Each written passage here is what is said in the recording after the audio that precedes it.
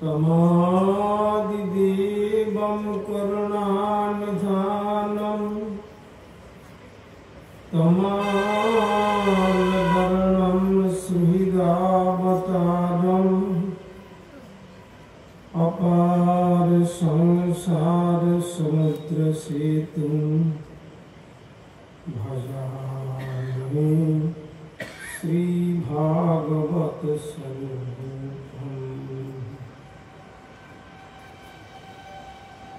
वरापीडं नटवरवपुः कर्णयत् कर्णिकारम्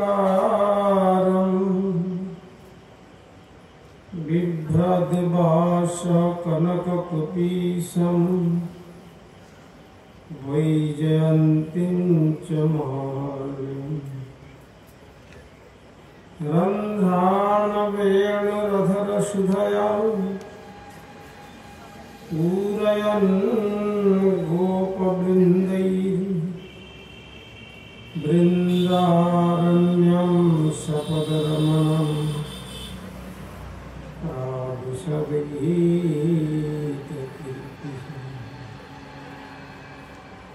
वृंदावै तुलसी देवै प्रिया वै केशवस्य च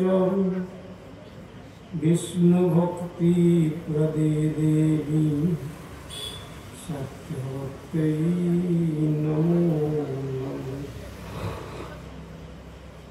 श्री कृष्ण चैतन्य प्रभु नित्यानंद श्री अद्वैत गदाधर शिवासादि गौर भक्त वृंद। हरे कृष्ण कृष्ण कृष्ण हरे हरे हरे राम हरे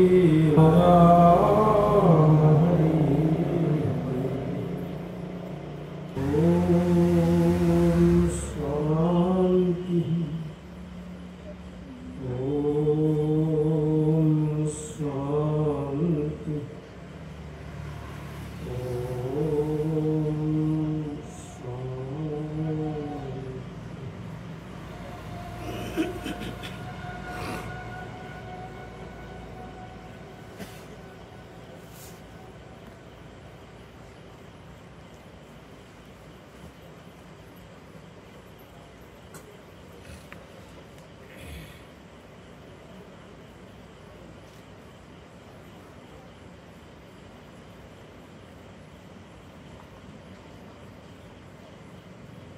सर्वप्रथम परमार्चनीय विश्ववंदित आचार्य भास्कर प्राच्य एवं पाश्चात्य श्री चैतन्य महाप्रभु प्रेम धर्मेर बाणीर निर्भीक प्रचारक प्रभु कलि युग पावनावतारी भुवन मंगल परम करुण श्रीमन महाप्रभु अभिन्न श्री श्री नित्यानंद मुक्त प्रकाश मूर्ति जिन्हें जगत गुरु जुगाचार्य सुर प्रभुपाद भक्ति सिद्धांत सरस्वती गोस्वामी ठाकुरेर अनुकंपित जनेर अन्यतम कृपा भाजन परमार्चनीय श्री गुरुपाद पद्म ओम विष्णुपाद परिव्राजकाचार्य वर्ज्य त्रिदंडी स्वामी श्री श्रीमद् भक्ति कुमोद संत गोस्वामी ठाकुरेर रातुर चरणे संख्यातीत साष्टांग दंडवत प्रणति जानिए अहैतुकी कृपा आशीर्वाद प्राप्त होते। तदनंतर सपार्षद गुरुदेव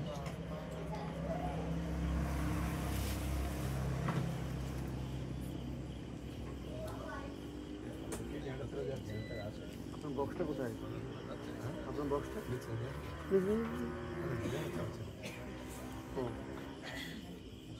গেছে গেছে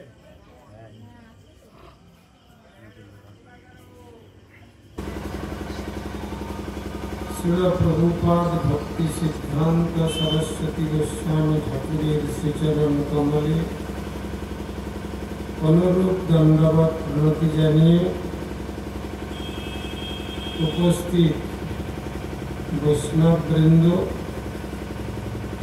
ভাগবত কথা শ্রবণ পিপাসু সুধী সজ্জনবৃন্দ ও মাতৃমণ্ডলী, সকলকেই প্রারম্ভে জানাই আমার হার্দিক সাদর যথাযোগ্য বৈষ্ণব অভিনন্দন।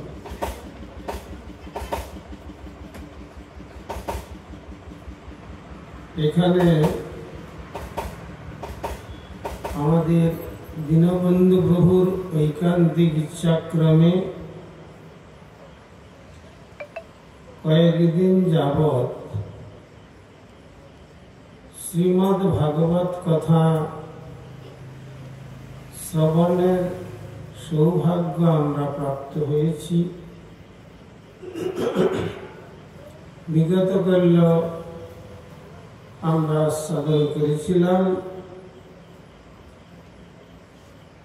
শ্রী বেদব্যাস পদ্মপুরাণে এই শ্রীমদ্ ভাগবতকে একটি তরণীর সঙ্গে তুলনা দিয়েছেন। অপার সংসার সমুদ্র সেতু, এই সংসাররূপী সমুদ্র একে অতিক্রম করা যায় না এ কথা বলার পরেও তিনি পরবর্তী চরণে জানিয়ে দিলেন, না অপার নয়, এটিকে অতিক্রম করা যায়। তার জন্য কি আছে না, যেমন নদীতে সেতু তৈরি করলে নদীর জলে আর পতিত হতে হয় না, অনায়াসে নদী অতিক্রম করে চলে যায় পথিক। ঠিক সেই প্রকার ঠিক পরবর্তী চরণেই শ্রী বেদব্যাস জানিয়ে দিলেন, অপার সংসার সমুদ্র সেতু। অপার হলেও শ্রী ভগবান কৃপা করে একটা মাত্র সেতু রচনা করে রেখেছেন, সেই সেতুটি হল শ্রীমদ্ ভাগবত। কোন সৌভাগ্যবান জীব যদি এই শ্রীমদ্ ভাগবত রূপী সেতুকে অবলম্বন করে তার এই জীবনকে পরিচালিত করতে পারেন, তাহলে ভবসাগর যতই দুঃখাত্মক হোক না কেন, সেতু অবলম্বন করে যেমন অনায়াসে নদী অতিক্রম করা যায়, তেমনি এই ভাগবত রূপী সেতুকে অবলম্বন করলে অনায়াসে সংসার সমুদ্র উত্তীর্ণ হয়ে গোলক বৃন্দাবনে, যেখানে আমাদের নিত্য গৃহ, আমাদের প্রকৃত বাসস্থান, সেই শ্রী রাধা গোবিন্দের পাদ পদ্মে চিরকালের জন্য আমরা আশ্রয় লাভ করে এই দুর্লভ জন্ম সার্থক করতে পারব। তাই এই কথা বর্ণন করেছেন। আর শ্রী সুখদেব গোস্বামী চরণ বিগত কালে আমরা আস্বাদন করেছি। এই ভাগবতের বক্তা কে রয়েছেন এবং শ্রোতা কারা, সেই সম্বন্ধেও কীর্তন করেছেন। যিনি দাতা তিনি হচ্ছেন সর্বত্যাগী, বাসনার বস্ত্র পর্যন্ত যার অঙ্গকে স্পর্শ করতে পারে নাই। আর যিনি প্রার্থী বা গৃহীতা, তিনি হচ্ছেন সপ্তদ্বীপা মেদিনীর অধীশ্বর মহারাজ পরীক্ষিত। যেন কথাটা শুনতে একটু আমাদের উল্টো বলে মনে হচ্ছে, যিনি সমস্ত পৃথিবীর রাজা, তিনি হলেন প্রার্থী। আর যিনি সর্বত্যাগী, গায়ে একটু বস্ত্রও নেই, দিগম্বর বেশ, তিনি হচ্ছেন দাতা। বলছেন হ্যাঁ, তিনি প্রকৃতপক্ষে ভাগবতের কথা বলতে পারেন এবং সেই কথা শ্রবণ করলে আমাদের জগতের যত রকমের দুঃখ দুর্দশা তার হাত থেকে আমরা নিস্তার লাভ করতে পারব। সংসাররূপী দুঃখটাকে আমাদের প্রবোধানন্দ সরস্বতী চরণ বলেছেন, সংসার দুঃখ জলধৌ পতিতস্য কাম ক্রোধাদি নক্র মকরৈ কবলীকৃতস্য দুর্বাসনা নিগণিতস্য নিরাশ্রয়স্য শ্রী চৈতন্য চন্দ্র দেহি পদাবলম্বনম। এই সংসারটাকে বলা হচ্ছে যে দুঃখের সমুদ্র, দুঃখ জলধৌ।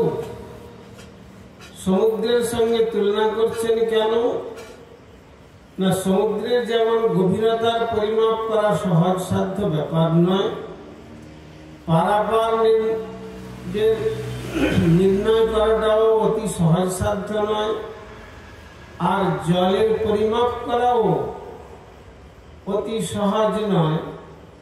তাই এই সংসারটিকে দুঃখের সমুদ্রের সঙ্গে তুলনা দিয়েছেন।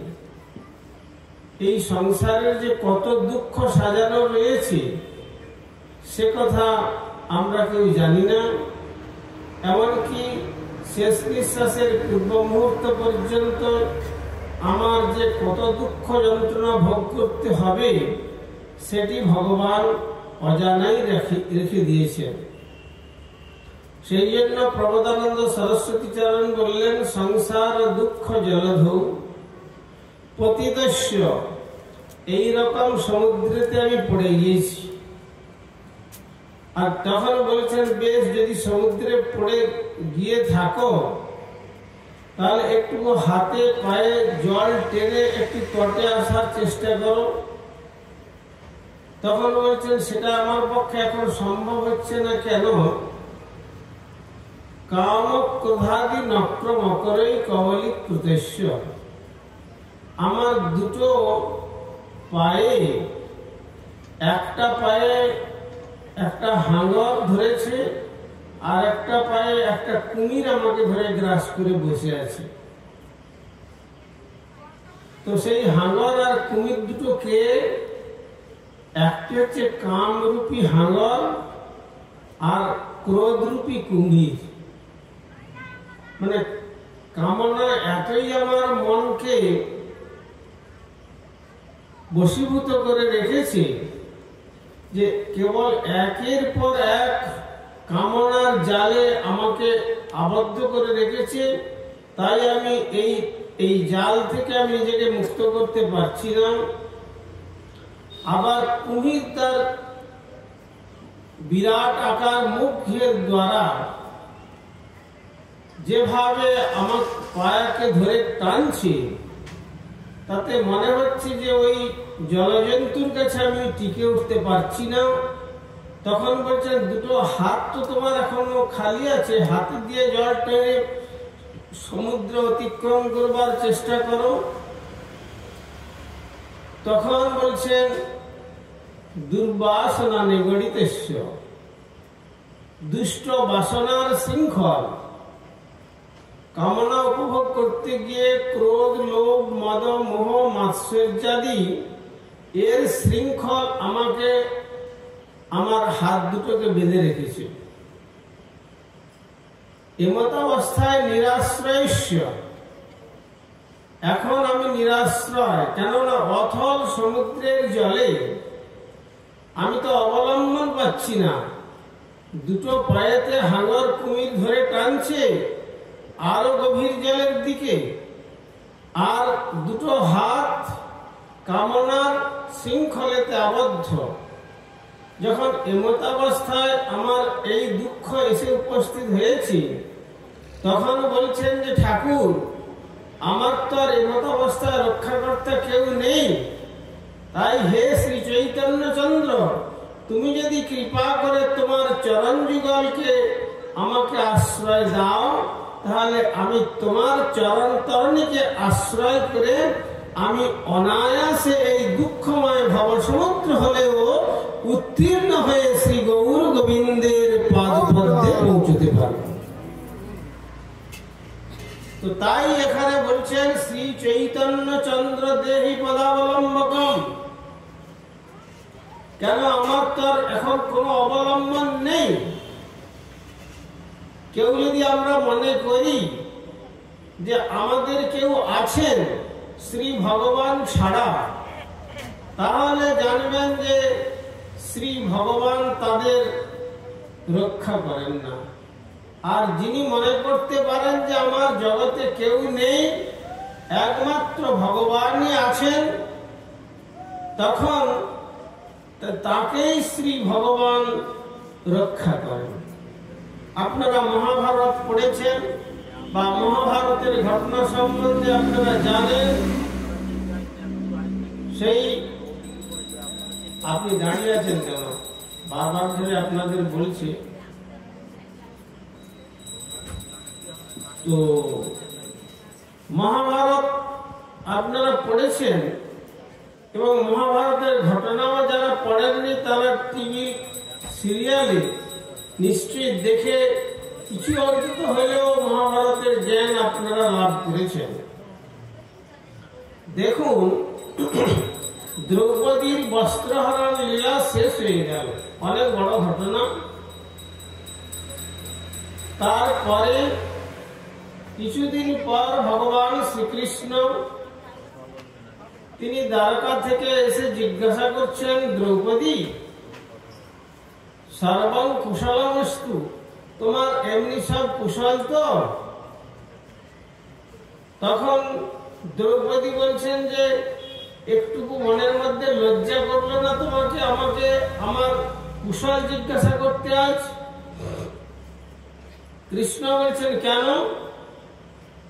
না কেন আর কি বলবো, যেদিন ভরা সভাতে গুরুপুত্র এবং পিতামহ ভীষ্মদেব এবং শল্য আদি রাজন্যবর্গ পরিবেষ্টিত, সেদিন দুঃশাসন আমার কেশাকর্ষণ করে সভামণ্ডপে বিবস্ত্র করবার জন্য নিয়ে আসছে, আর আমি কত ডাকলাম, হে গোবিন্দ, হে মধুসূদন, ত্রাহিমাং পুণ্ডরীকাক্ষং সর্বযজ্ঞেশ্বর হরি, ত্রাহি ত্রাহি বলে কত ডাকলাম, কত চোখের জল ফেললাম, আর কই তখন তুমি তো আসলে না। আর আজকে তুমি আমার কুশল জিজ্ঞাসা করছো। তখন শ্রী ভগবান বলছেন, দ্রৌপদী আমি সকলের অন্তর্যামী, সকলের অন্তরের কথা আমি জানি, আর সকলের অন্তরের মধ্যে আছি বলে প্রত্যেকের প্রতিটি ইন্দ্রিয় কাজ করে যাচ্ছে।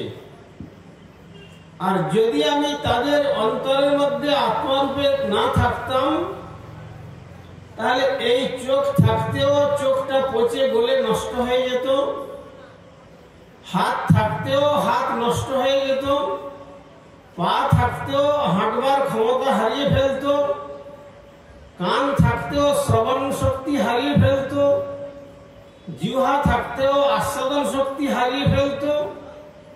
আর অধিকন্তু যদি পুড়িয়ে দেওয়া হতো, কয়েক মুষ্টি ভস্যতে রূপান্তর ঘটতো। আর যদি কেউ না পুড়িয়ে দিয়ে ফেলে দিত, তাহলে কয়েকদিনের মধ্যে শিকার কুকুরের ভক্ষ্যবস্তু হয়ে তাদের বিষ্ঠাতে রূপান্তর ঘটত। কিন্তু ঘটে না কেন?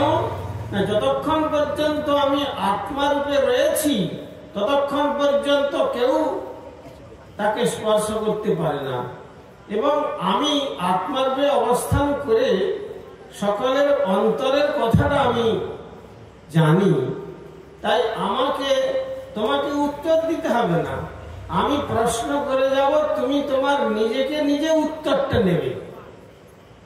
তখন দ্রৌপদী বলছেন, বলো কি প্রশ্ন তোমার? তখন কৃষ্ণ বলছেন, আচ্ছা দ্রৌপদী, তুমি সত্য করে বলো যে যখন কপট পাশা খেলাতে পাণ্ডব 5 জনই হেরে গিয়েছিল, শেষ পর্যন্ত তোমাকে বাজি রেখে পাশা খেলায় নিযুক্ত হয়েছিল, শেষ পর্যন্ত তোমাকেও তারা হারালো। তখন দুর্যোধন মহাপাপী, সে তখন বলল, ঠিক আছে, এবার যখন উপযুক্ত শাস্তির সময় এদের এসেছে, যখন দ্রৌপদীকে ওরা হারিয়েছে, ওদের এখন আর পত্নীর উপরে কোনো অধিকার নেই, যাও, এখন দ্রৌপদী আমাদের অধিকারে। এই যে পূর্ণ সভামণ্ডপ, এই সভামণ্ডপেতে তাকে নিয়ে এসে বিবস্ত্রা করা হোক, তাহলে পঞ্চপাণ্ডবকে উপযুক্ত শাস্তি দেওয়া হবে। কিন্তু এইভাবে যখন দুঃশাসনকে আদেশ করলেন দুষ্ট দুর্যোধন, তখন ভ্রাতার বাক্যের সত্যতা সংরক্ষণ করবার জন্য তিনি দ্রৌপদীর কক্ষে গেলেন। দ্রৌপদীকে গিয়ে বলছেন, দেখো, তুমি আর আজ থেকে পঞ্চপাণ্ডবের পত্নী নও। কেন না, পাশা খেলায় পঞ্চপাণ্ডব তোমাকে হারিয়েছেন, কৌরব পক্ষের জয় হয়েছে, সুতরাং তুমি এখন কৌরবদের। আর এখন কৌরব সভার মধ্যে রাজা মহারাজ দুর্যোধনের নির্দেশ, আমি তাই এসেছি তোমাকে নিয়ে যাওয়ার জন্য। সেখানে নিয়ে গিয়ে পরিপূর্ণ সভাতে তোমাকে বিবস্ত্র করা হবে। এই কথা শ্রবণ করে দ্রৌপদী বললেন যে তারা পাশা খেলেছেন, আর তাতে আমার অবস্থানটা কোথায় হবে, সেই ব্যবস্থাটা কি করলেন তারা?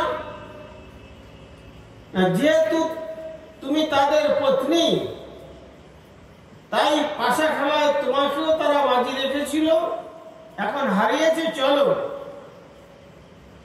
তিনি যখন আসতে রাজি হচ্ছেন না, তখন জোরপূর্বক তার মস্তকের কেশ আকর্ষণ করে পূর্ণ সভামণ্ডপে নিয়ে আসছেন। আর তখন শ্রীকৃষ্ণ বলছেন যে তাহলে সেই সময় যখন এইভাবে আকর্ষণ করে আনছেন দুর্যোধন, দুঃশাসন, তখন তো দ্রৌপদী বললেন, আমি তোমাকে অনেক ডেকেছি, কিন্তু কই তুমি তখন তো আমার রক্ষা করো নাই। তখন শ্রীকৃষ্ণ বললেন, আচ্ছা, তখন তুমি আমাকে ডেকেছিলে ঠিকই, আমি জানি, কিন্তু অন্তরে তুমি মনে করো নাই যে এই অপমান দ্বিতীয় পাণ্ডব ভীম কখনো সহ্য করবে না। সে তার ওই প্রবল পরাক্রমী গদাটা নিয়ে সমস্ত কৌরব সেনাদেরকে চূর্ণ বিচূর্ণ করে দেবে, এ কথা ভাবা নাই? হ্যাঁ, তা ভেবেছিল। তখন কৃষ্ণ বললেন, দেখো, যদি সেখানে দ্বিতীয় পাণ্ডব ভীম তোমার রক্ষাকর্তা থেকে থাকেন, তাহলে আমি সেখানে গিয়ে কি করব? বেশ, যখন ভীম রক্ষা করলো না, তারপরে তুমি গেলে পারতে, তারপরে তো আমি তোমাকে ডেকেছি। হ্যাঁ, তুমি আমায় ডেকেছিলে, তারপরে তৃতীয় পাণ্ডব যে তোমার পিতৃলয় থেকে লক্ষ্য ভেদ করে পত্নী রূপে বরণ করে তোমায় এনেছিল, সেই তৃতীয় পাণ্ডব অর্জুনের কথা তুমি মনে মনে করেছিলে যে অর্জুনের তার যে তুনের মধ্যে যে বাণ রাশি রয়েছে, একটা ব্রহ্মাস্ত্র যদি তিনি নিক্ষেপ করেন, তাহলে সমস্ত কৌরব সেনা মুহূর্তের মধ্যে ধ্বংস হয়ে যাবে। সুতরাং কোনো অসুবিধা হবে না, তৃতীয় পাণ্ডব অর্জুন আমাকে রক্ষা করবেন, ভাবো নাই? হ্যাঁ, তা ভেবেছিলাম। আচ্ছা, যদি অর্জুনই তোমাকে রক্ষা করেন তাহলে আমি সেখানে কি করতে যাই বলো? তোমার তো রক্ষা করতে অন্যজন আছেন, তুমি তাই ভাবছো। বেশ, যখন অর্জুন রক্ষা করলো না তারপরে তুমি গেলে পারতে। বলে তখন অর্জুন যখন রক্ষা করলো না তখন ছোট দুই ভাই নকুল এবং সহদেবকে যেন বক্ষস্থলের দুই প্রান্তে বসিয়ে তোমার হৃদয় সিংহাসনে চিন্তা করেছিলে এরা ছোট হলেও এই অপমান সহ্য করবে না, তাই এরা আমাকে রক্ষা করবে। মনে করো নাই? হ্যাঁ, তা করেছিলাম। তো বলো, যদি নকুল সহদেব তোমাকে রক্ষা করেন, এই যদি তোমার ভরসা থাকে, তাহলে আমি সেখানে কি করব? বেশ, যখন এরা রক্ষা করলো না তখন তুমি গেলে পারতে। বলে তখন তুমি ধর্মাবতার মহারাজ যুধিষ্ঠির সম্বন্ধ সূত্রেতে তুমি তার ধর্মপত্নী, অর্থাৎ ধর্মপত্নীর অপমান কখনো ধর্মপতি সহ্য করতে পারে না তার দেহে প্রাণ থাকতে থাকতে। অতএব এবার নিশ্চয়ই প্রথম পাণ্ডব যুধিষ্ঠির মহারাজ তিনি রক্ষা করবেন, এটা তুমি ভেবেছিলে? হ্যাঁ, তা ভেবেছিলাম। কিন্তু যুধিষ্ঠির যখন রক্ষা করলো না তখন তুমি রক্ষা করলে পারতে। বলে তখন আমি রক্ষা করতাম, কিন্তু তখন জন্মসূত্রেতে কর্ণনন্দন কুন্তিনন্দন কর্ণের দিকে তাকিয়েছিলে যে এ তো জন্মের সূত্রেতে জ্যেষ্ঠ ভ্রাতা, সুতরাং কর্ণ নিশ্চয়ই রক্ষা করবে। আর যে কর্ণের দিকে তুমি তাকিয়েছিলে সে তার দুষ্ট চিত্তবৃত্তি নিয়ে বলেছিল যে নারীর ৫টা পতি রয়েছে, ষষ্ঠ পতি হলেও কোনো অসুবিধে নেই। এ বলে যে কর্ণ তার জঙ্ঘা দেশে হাতে তালি দিতেছিল, সেই রকম একটা পাপীর কথা তোমার চিন্তা হলো, তিনি তোমাকে রক্ষা করবেন, আর সেখানে তুমি আমাকে মুখে আহ্বান করলে। তা চিন্তা করো নাই? তা করেছিলাম। বলে কর্ণ যখন রক্ষা করলো না তখন তুমি যেতে পারতে। বলছে কর্ণ যখন রক্ষা করলো না তখন তুমি ওই বুড়ো ধৃতরাষ্ট্রের দিকে চিন্তা করেছিলে, ধৃতরাষ্ট্র নিশ্চয়ই পুত্রবধূ এই অপমান সহ্য করবেন না। ধৃতরাষ্ট্র যিনি রাষ্ট্রের জন্য অন্ধত্ব প্রাপ্ত হয়েছেন, পার্থিব জগতের বস্তু লাভের জন্য যিনি অন্ধত্ব প্রাপ্ত হলেও তিনি জগতের ঐশ্বর্য আকাঙ্ক্ষা করছেন, তার জন্য তোমার স্থান হলো। কিন্তু কই শ্রীকৃষ্ণের জন্য তো এখনো তোমার হৃদয়ে স্থান হয় নাই। বেশ, যখন ধৃতরাষ্ট্র রক্ষা করলো না তারপরে তুমি গেলে পারতে। তারপরে যাব কি? তখন তুমি পিতামহ ভীষ্মদেবের দিকে তাকিয়েছিলে এবং মনে করেছিলে পিতামহ ভীষ্ম যদি রক্ষা করেন তাহলে মুহূর্তের মধ্যে সমস্ত পাণ্ডব সেনা ভস্মীভূত হয়ে যাবে। অতএব পিতামহ থাকতে আমার কোনো চিন্তা নেই, এইরকম অপমান নিশ্চয়ই পিতামহ সহ্য করবেন না। আবার যখন পিতামহ রক্ষা করলেন না তারপরে তুমি গেলে পারতে। তারপরে তুমি গুরু দ্রোণাচার্যের দিকে লক্ষ্য করেছিলে যে গুরুদেব কখনো এই অধমা শিষ্যার এই অপমান সহ্য করবেন না, তিনি ধর্মনীতিতে প্রতিষ্ঠিত ব্রাহ্মণ গুরু, সুতরাং দ্রোণাচার্য রক্ষা করবেন, এই কথা তুমি ভেবেছিলে? বলে হ্যাঁ, তা ভেবেছিলাম। কিন্তু দ্রোণাচার্য যখন রক্ষা করলো না তখন সমস্ত সভাসদ, এই পূর্ণ সভা, হাজার হাজার রাজন্যবৃন্দ পরিবেষ্টিত হস্তিনাপুরের যে রাজ সিংহাসনে বসে আছেন দুর্যোধন, আর তাকে অবলম্বন করে তার বসঙ্গত রাজা যারা, তারা সকলে ছিলেন।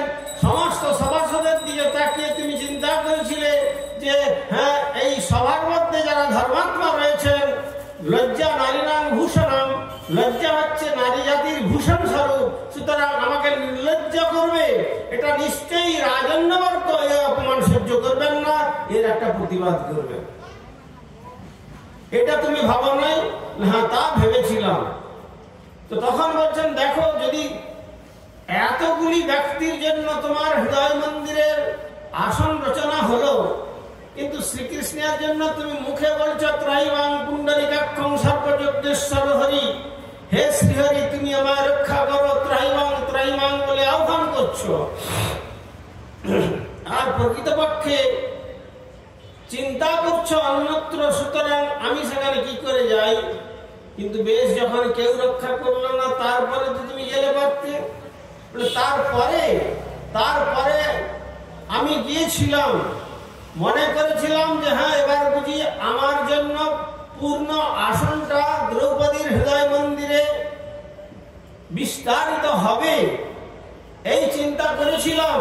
চিন্তা করে আমি তোমার পশ্চাৎ ভাগ পর্যন্ত গিয়ে বস্ত্রের অঞ্চলখানা ধারণ করেছিলাম, কিন্তু পরক্ষণে দেখলাম তুমি এক হস্তে তোমার বস্ত্রকে চেপে ধরে নিজের লজ্জা নিবারণ করছো, আর এক হাত তুলে আমায় তুমি আহ্বান করছো।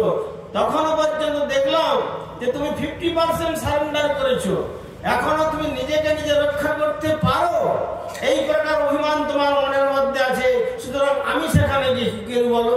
কিন্তু বেশ, যখন আমি পারলাম না রক্ষা করতে, যখন তুমি তোমার নিজেকেও রক্ষা করতে পারলে না, সভাসদ কেউ যখন রক্ষা করলেন না, 5 জন পতি তারাও যখন রক্ষা করলেন না, গুরুদেব যখন রক্ষা করলেন না, পিতামহ বিশ্বদেব যখন রক্ষা করলেন না, তখন তুমি যখন দুবাহু তুলে হে গোবিন্দ মধুসূদন বলে আহ্বান করেছ, আর থাকতে পারি নাই, তখন তোমার অঙ্গে আমি জড়িয়ে গিয়েছিলাম। আমি তোমায় রক্ষা করি নাই না? তুমি আমায় ডেকেছ অনেক বিলম্বে না? আমি অনেক বিলম্বে তোমায় রক্ষা করেছি। তখন দ্রৌপদী বললেন, ঠাকুর, কথাটা সত্যই তুমি কাঙ্গালের হরি আর ভক্তের ভগবান। যারা তোমার জন্য কাঙ্গাল হতে পারে, এই জন্য প্রাকৃত কীর্তনীয়রাও বলেন যে অনাথের বন্ধু নামটি তোমার, যার কেহ নাই তুমি আছো তার। ও অনাথের বন্ধু নামটি তোমার, যার কেহ নাই তুমি আছো তার। জীবনে মরণে ওরাঙ্গা চরণ, অগতির গতি হও যে গোতার।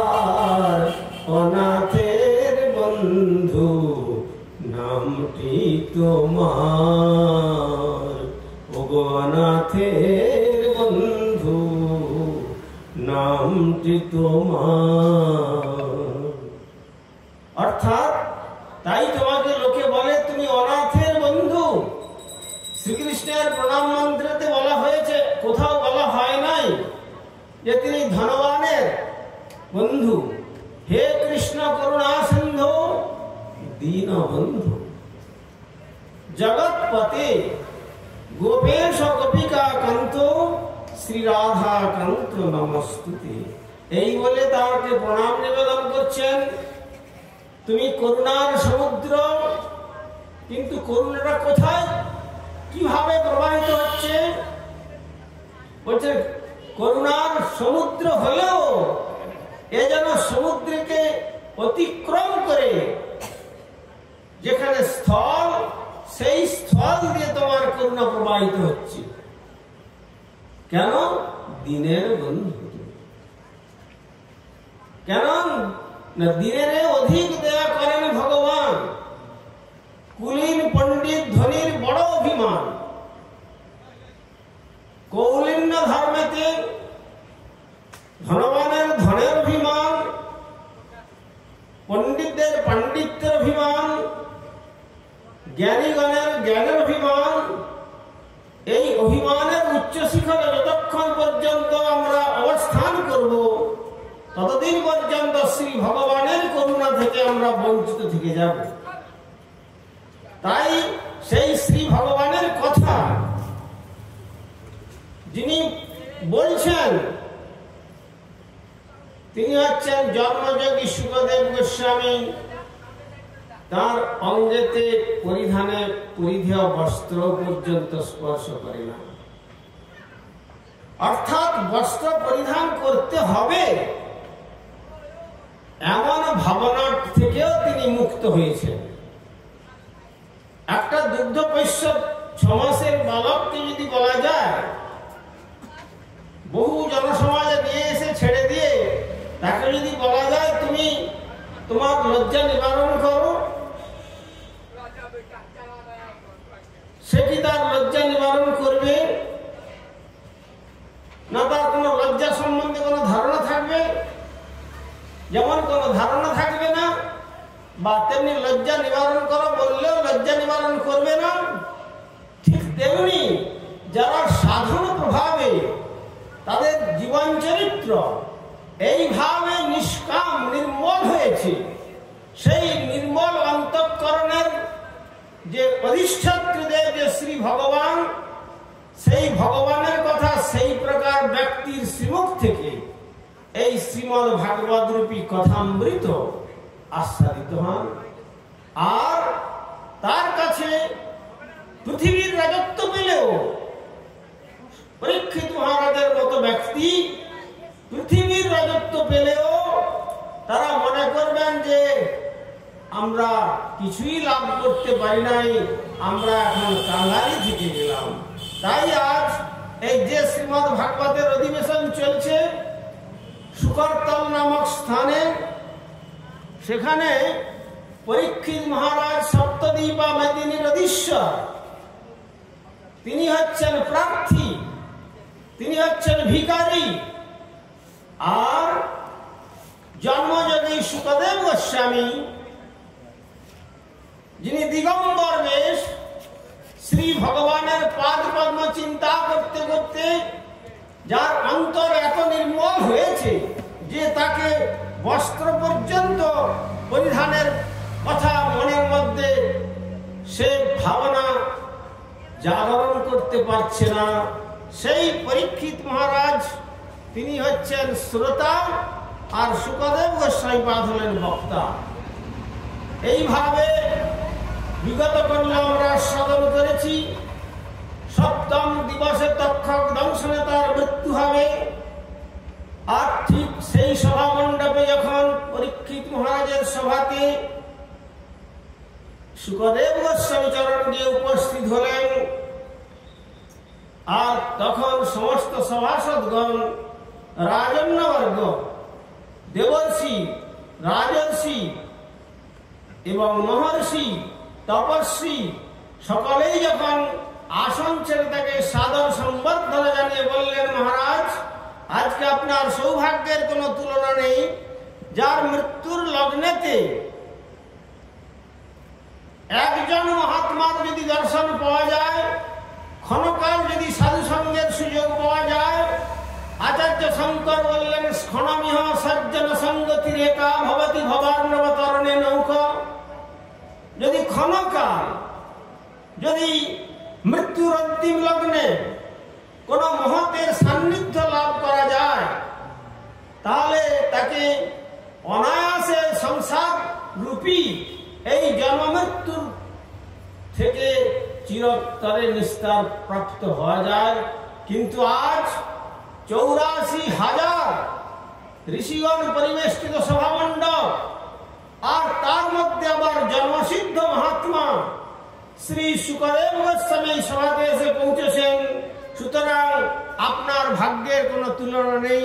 যখন এইভাবে তার সৌভাগ্যের বর্ণনা দিচ্ছিলেন, তখন তিনি খুব নিজেকে সৌভাগ্যবান বলে মনে করলেন যে হোক, এখনো তো 7 দিন আমার পরমায়ু রয়েছে। আর যখন এত মহাত্মা এসেছেন, এই মহাত্মাদের কাছে আমার জিজ্ঞাস্য কি থাকবে?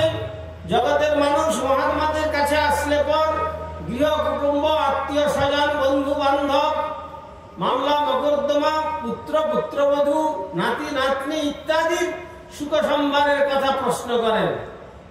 কিন্তু প্রকৃত মহতের কাছে গেলে কি প্রশ্ন করতে হয়? আপনাদের ভারতীয় সনাতন সংস্কৃতি বেদান্ত সূত্র জানিয়ে দিয়েছেন, অথাত ব্রহ্ম জিজ্ঞাসা। ভগবত বিষয়ক জিজ্ঞাসা আমাদের অন্তরে জাগুক। শ্রী ভগবত তত্ত্ব সম্বন্ধে জানবার কথা শাস্ত্র নির্দেশ দিয়েছেন। গীতার মধ্যেও বলেছেন, তদ্বিদ্ধি পরিপাতেন পরিপ্রশ্নেন সেবয়া উপদেশন্তি তে জ্ঞানম জ্ঞানিনস্তত্ত্বদর্শিনঃ।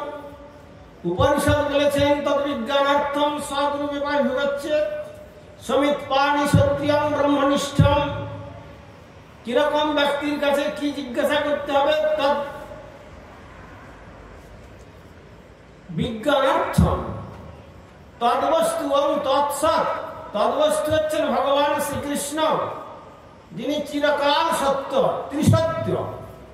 ব্রহ্মা যখন তার স্তব করছিলেন কংস কারাগারে, সত্যব্রতম সত্য পরম ত্রিসত্যম সত্যস্য যোনিং নিহিতং চ সত্যে সত্য সত্যম সত্য নেত্রম সত্যাত্মকম তং শরণং প্রপন্না বলে যে তিনি ত্রিসত্য, পূর্বেও ছিলেন, এখনো আছেন। এই বিশ্ব যখন মহাপ্রলয় শরীরে নিমজ্জিত হয়ে যাবে তখনও তিনি থাকবেন। তাই তিনি ত্রিসত্যম।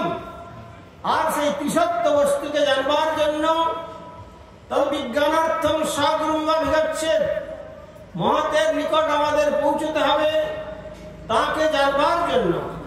কিরকম? সমিত পানি সত্যম ব্রহ্মনিষ্ঠম। সমিত হস্তে অর্থাৎ যোগ্য উপকরণ কিছু সঙ্গে হাতে নিয়ে যেতে হয়। শাস্ত্রে বর্ণন করেছেন যে দৈব রিক্ত হস্তম ন পশ্যেত্তু দৈবজ্ঞং ভেষজম গুরুম। শূন্য হাতে কখনো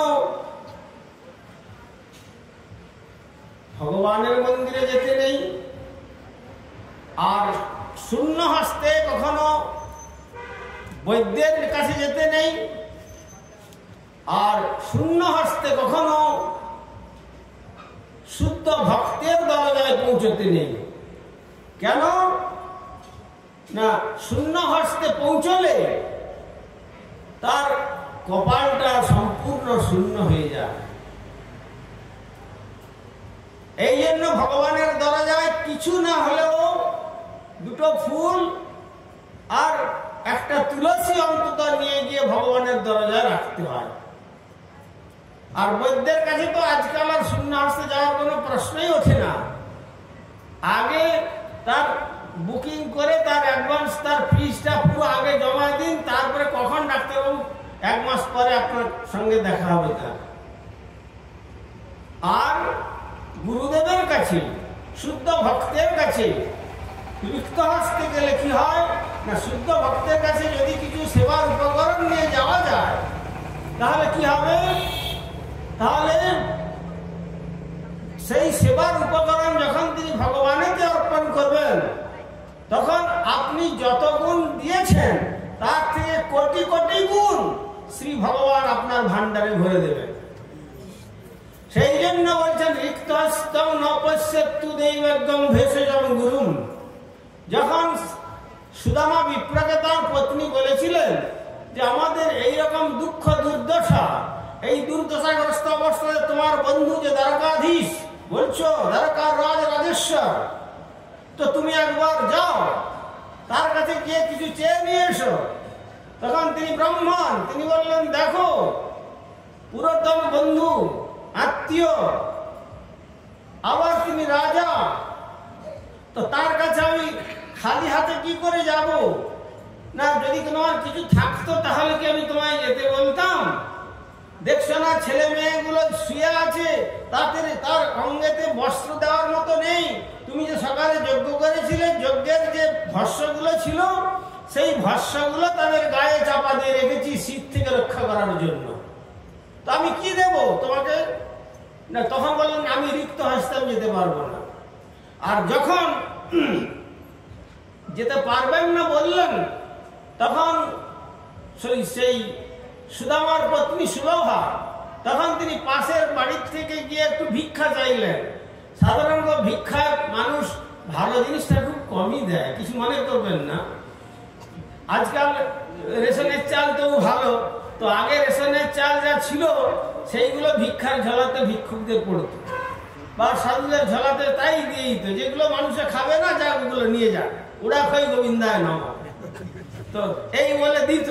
কিন্তু এই দান করলে কি হয় দেখুন, সেই চিপিটক না চিড়ে আর না অন্ন, না ধান আর না চাল, সেই চিড়ে তৈরি করতে গিয়ে তার যে ধানের যে অগ্রভাগের যে সেই সুচল অবস্থাটা আর সামান্য চালের টুকরো যেটা ফেলে দেয় মানুষ, সেই জিনিস তার স্ত্রী ভিক্ষা করে নিয়ে এসে তাকে এক মুষ্টি দিলেন যে এটা নিয়ে যাও। তখন তিনি সেই বস্তুকে উত্তরীয়তে বেঁধে আর কাঁধে ফেলে দিয়ে তিনি চলছেন। আর চলবার পথে শ্রী ভগবানের নাম কীর্তন করতে করতে চলেছেন দীর্ঘদিন। সেই গুরুগৃহের থেকে বিচ্ছিন্নতা এসেছে, আর দর্শন হয় নাই, তাই তিনি তার নাম স্মরণ করতে করতে কীর্তন মুখে যাত্রা করছেন। অনেক ঘটনা ঘটেছে। যাত্রাপথে যখন দ্বারদেশে এলেন, দ্বারকাতে, তখন রাজ কর্মচারী তাকে বাধা প্রদান করলেন যে না, রাজার নির্দেশ ছাড়া যাওয়া যাবে না। তখন বললেন কে রাজা? বললেন দ্বারকাধীশ ভগবান কৃষ্ণচন্দ্র হচ্ছেন এই দ্বারকার রাজা। বলছেন সেই দ্বারকাধীশ কৃষ্ণচন্দ্র আমার সখা, বাল্য সখা। বলে এইরকম সখার সঙ্গে সখ্যত্বের সম্পর্ক হলো যার চামড়া একবারে হাড়ের মধ্যে মিশে গেছে, আর জরাজীর্ণ একটা কাপড় পরে আছে, আর ছোট্ট একটা উত্তরীয় সেও জরাজীর্ণ অবস্থা, আর সেটা কখন সম্ভব হয়? এ সম্ভব হবে না, যাও, এখানে প্রবেশাধিকার হবে না। অনেক বাধা সৃষ্টি করলেন। যখন এরা বাধা সৃষ্টি করলেন, তখন সেই দ্বারদেশে থেকে সুদামিত্র তিনি অমনি ডেকে বসলেন, সখা কৃষ্ণ, তুমি কি দ্বারকায় আছো? এই বলে যেই না ডাক দিলেন, তখন কৃষ্ণের কানে ভক্তের আহ্বান তো পৌঁছে যায়। তিনি তখন দেখলেন যে এই তো আমার পুরানো সখার কণ্ঠস্বর, কি দ্বারদেশে এসেছে। তখন সঙ্গে সঙ্গে সিংহাসন থেকে নেমে দ্বারদেশে এলেন। আর যেই না দ্বারদেশে এসছেন, তখন দাঁড়ি তাকে নিষেধ করেছিলেন, আর অমনি তাদের নিষেধ করার পর কৃষ্ণ নিজে গিয়ে তাকে দু বাহু দিয়ে আলিঙ্গন করলেন। আর আলিঙ্গন করে অত্যন্ত প্রীতির সহিত তাকে রাজ অন্তঃপুরে নিয়ে এলেন, যে সুবর্ণ সিংহাসনে তিনি নিজে বসেছিলেন। রুক্মিণী সত্যভামা চামর বেদন করছিলেন, আর সেইখানে সেই সিংহাসনেই সুদামিত্রকে বসিয়ে দিলেন। আর বসিয়ে দিয়ে ভগবান নিজে তার চরণ ধৌত করলেন, আর চরণামৃত পান করলেন, চরণামৃত মস্তকে নিলেন। আর এদিকে রুক্মিণী সত্যভামাদি মহিষীগণ তারা চিন্তা করছেন, এইরকম দৃশ্য তো কখনো দেখি নাই। আর যদি স্বয়ং এইভাবে কার্য করেন, তাহলে আমাদের কি করণীয়? তখন তারা আরো ভালো করে চামর বেদন করতে লাগলেন। আর কথায় কথায় বললেন যে আচ্ছা সখা, এতদিন পরে তুমি যখন এসেছ, কিছু উপকরণ কিছু এনেছ? আমার ভেট দেওয়ার জন্য কিছু এনেছ? দেখলেন বিরাট রাজন্তপুর আর সুবর্ণের রাজ সিংহাসনে বসিয়ে দিয়েছেন তাকে। আর এইরকম রাজন্যবর্গ আর সোনা দানা মণিমাণিক্যতে ঘর সব ভরা, 16,108 জন মহিষী। তো সেখানে ওই চিপিটা কি দেখানো যায়? তখন তিনি ওটাকে আরো গোপন করবার জন্য কক্ষস্থলে চেপে ধরছেন। আর যেখানে আবরণ সেখানেই দেখবার দৃষ্টি জাগে, যেখানে আবরণ নাই সেখানে দেখবার জন্য অত দৃষ্টি জাগে না। যখন বলছে সবাই কি একটা কিছু চেপে রাখছো বলে মনে হচ্ছে, বলে না না কিছু রাখি নাই, ওখানে কিছু নেই, ওর দিকে তুমি দৃষ্টি দিও না। বলে না, ওইখানেই আমার দৃষ্টি পড়েছে। এই করে জোর করে যখন বের করে নিলেন, তখন অঙ্গের ঘামেতে আর ওই চিপিটক ঘাম আর ওই চিপিটকের টুকরো একসঙ্গে দলা হয়ে একটা যেন লিট্টির মতো তৈরি হয়ে গেছে। আর শ্রী ভগবান কি করছেন, তার সেই দিকে নিয়ে আর তিনি এক গ্রাস খাচ্ছেন, আর তার দ্বিতীয় গ্রাস খেলেন। তারপরে যখন খেতে যাচ্ছেন রুক্মিণী সত্যভামা বলছেন, ঠাকুর আর তোমাকে গ্রাস তো নিতে হবে না, এরপরে যদি গ্রাস নাও তাহলে আমাদেরকে সকলকে এখান থেকে বিদায় হয়ে চলে যেতে হবে। কেন না বলছেন ওই 2 গ্রাস নেওয়ার পরে তারপরে যখন পরমানন্দে কিছুদিন থেকে আবার যখন গৃহে ফিরে আসছেন সুদামা, তখন আর সুদামার তার সেই পর্ণকুটির দেখতে পাচ্ছেন না। তখন বলছেন পাশের বাড়ি পথিকদের জিজ্ঞাসা করছেন, আচ্ছা এখানে যে সুদাম বিপ্র বলে একজন ছিল, তার যে একটা জীর্ণ কুটির ছিল, তার পত্নী ছিল, কতগুলো বাচ্চা ছিল, তারা কোথায়? তখন সেই পথিকরা বলছে কয়েক মাস আগে সুদাম বিপ্র কোথায় গিয়েছে, আর তার কয়েকদিন পরেই একটি রাত্রিতে দেখা যাচ্ছে যে সেই এইরকম রাজপ্রাসাদ সেখানে রচনা হয়েছে। তার পত্নী কোথায়? পত্নী ওই রাজপ্রাসাদের মধ্যে আছে, তার এখন হাজার হাজার মানে পরিচারিকার দ্বারা এখন পরিচালিত হচ্ছেন তিনি, আর তিনি এখন আদেশ করছেন, সমস্ত কার্য নির্বাহ চলছে। তাই তখন বলে তিনি সেই ঘরের ভিতরে গিয়ে দেখলেন এই অবস্থা। তখন তিনি তার পত্নীকে বললেন, দেখো আজ কাঙালের মতো বেশে গিয়েছিলাম বলে আর এত প্রসাদ দিয়ে কি তিনি তার পাদপদ্ম থেকে আমাকে ভুলিয়ে রাখতে যাচ্ছেন? তুমি যদি ঐশ্বর্যের মধ্যে থাকতে চাও তাহলে ঐশ্বর্যে থাকো, আমি আমার যেমন গাছের তলায় সারাদিন ধরে শ্রী গোবিন্দের গুণমহিমা কীর্তন করতাম, আমি সেই প্রকার শ্রী গোবিন্দের গুণমহিমা কীর্তন করে বাকি জীবনের অন্তিম লগ্ন পর্যন্ত অন্তে শ্রী গৌর গোবিন্দের পাদপদ্মে পৌঁছে আমার জীবনকে ধন্য করব। তখন তার পত্নী বললেন, আমার আর এই রাজপ্রাসাদে প্রয়োজন নেই, পতিদেব চলুন আপনার সঙ্গে আমিও যাই। তো কথায় বলে পঙ্খী চঞ্চ ভর লে গয়ে नदी न घटे नी, दान दिए तो दान नहीं घटे, कहे गए दास कबीर। কবির দাস বলছেন যে একটা নদী থেকে যদি ছোট্ট কাকাতুয়া এক বিন্দু জল যদি তার ঠোঁটে করে তুলে নেয় বা সমুদ্রের থেকে তুলে নেয়, তাহলে কি ওখানে সমুদ্রের জল কমে যাবে? তো সমুদ্রের জল কমে না। বা যদি কূপের থেকে যদি 1 বালতি করে 2 বালতি করে প্রত্যহ জল তোলা যায়, তাহলে কি জল কমে যায়? বরং জল কমে না, জলটা স্বচ্ছ হয়, পানীয়ের উপযুক্ত থাকে এবং বাড়তে থাকে। আর যদি ওই জল ব্যবহার না করা যায় তাহলে বরং ওই জলটা পচে দুর্গন্ধযুক্ত হয়ে পোকা মাকড় হয়ে যায়, সেটা পানের অযোগ্য হয়। তেমনি ধনের সৌভাগ্য, ধনের দ্বারা দানেতেই ধন শুদ্ধি হয়, অর্থ শুদ্ধি হয় দানের দ্বারা। তাই যখন যদি আমাদের অর্থ থাকে, যতই আমরা দান করব, যেমন যতই কূপ থেকে জল তুলবেন ততই বাড়তে থাকবে। সেই দানটা হবে কোথায়? সৎ পাত্রে। সৎ পাত্রে অর্থাৎ ভগবান এবং ভগবত সম্বন্ধীভূত ব্যক্তি এবং বস্তুতে যদি আমরা দান করতে পারি, তাহলে 1 গুণ দান করলে ভগবান তাদের কোটি গুণ অর্পণ করেন। তার প্রমাণ সামান্য চিপিটাকে অবলম্বন করে সেই আমাদের সুদামিত্রের বিরাট রাজপ্রাসাদ, এখন গেলে দেখবেন সুদামাপুরী নামে পরিচিত, পোরবন্দর থেকে যেতে হয়, সেখানে সেই সুদামাপুরী দর্শন করেও মানুষ এখনো তার কৃপার কথা স্মরণ করছেন।